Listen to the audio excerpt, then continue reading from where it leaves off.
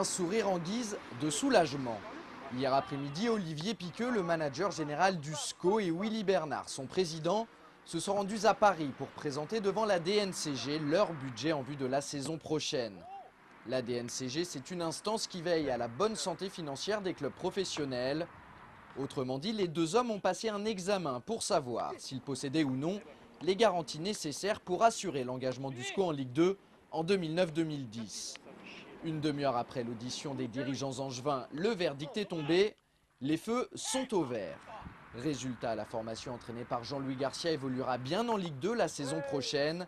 C'est une excellente nouvelle pour le club qui avait connu des fortunes diverses lors des deux précédentes saisons.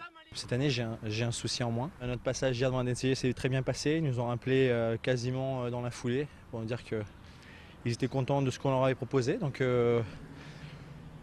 c'est une satisfaction effectivement pour le travail qui est accompli depuis 3 saisons. Donc voilà, on est content ce matin. Je suis surtout content pour tous les gens qui nous ont fait confiance dans ce projet, qui aujourd'hui sont apaisés tout comme nous le sommes.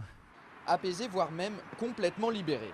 Grâce à la validation de son dossier par le gendarme financier de la Ligue, le SCO va à la fois pouvoir vivre une intersaison plutôt paisible et travailler de manière plus sereine sur le recrutement. Pour l'instant, 2 nouveaux visages sont attendus du côté d'Angers. Le premier, c'est Anthony Ousfane dont on vous a parlé la semaine dernière. Le deuxième, et c'est officiel depuis lundi, c'est Thomas Mieniel, un défenseur qui arrivait en fin de contrat avec l'équipe de Clermont. Et comme vous pouvez le constater sur ces images, c'est aussi une vieille connaissance de Jean-François Rivière. C'est une grosse opération qu'on a réussi à faire. C'est un joueur qu'on suivait depuis pas mal de temps, qui s'est retrouvé libre à Clermont, où il souhaitait vraiment le conserver, faire de lui une pièce maîtresse dans l'organigramme de la saison prochaine. Et avec le coach, on avait effectivement décidé d'attirer ce garçon, 1m92, 29 ans, pleine possession de ses moyens, capable de marquer des buts sur coup de pied arrêté. Il vaut au moins 5 buts de la tête, donc c'est des choses où on avait à progresser pour la saison prochaine. Avec Bruno Colemanga et Malik Couturier, ça nous fait une défense cohérente, équilibrée. À bientôt 29 ans, Thomas nous a expliqué qu'il avait envie de relever le défi et de s'intégrer dans le projet que lui ont proposé les dirigeants angevins.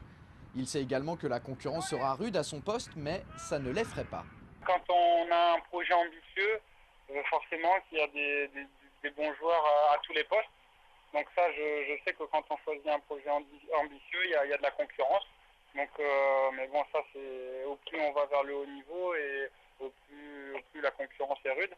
Donc voilà, j'ai fait ce choix-là, j'ai encore envie de progresser, j'ai encore envie de me retrouver à travailler pour aller chercher encore plus loin. Je pense que je peux le faire. Je pense qu'Angers, c'est un bon club pour moi à ce niveau-là. Par contre, le cas Fabrice Domarcolino reste pour le moment en suspens. Vendredi dernier, l'attaquant gabonais nous annonçait qu'il ne porterait plus le maillot du SCO la saison prochaine.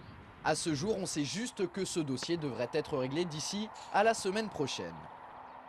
Aujourd'hui, il y a des contacts avancés effectivement avec des clubs, mais il n'y a pas encore eu de décision officielle de prise.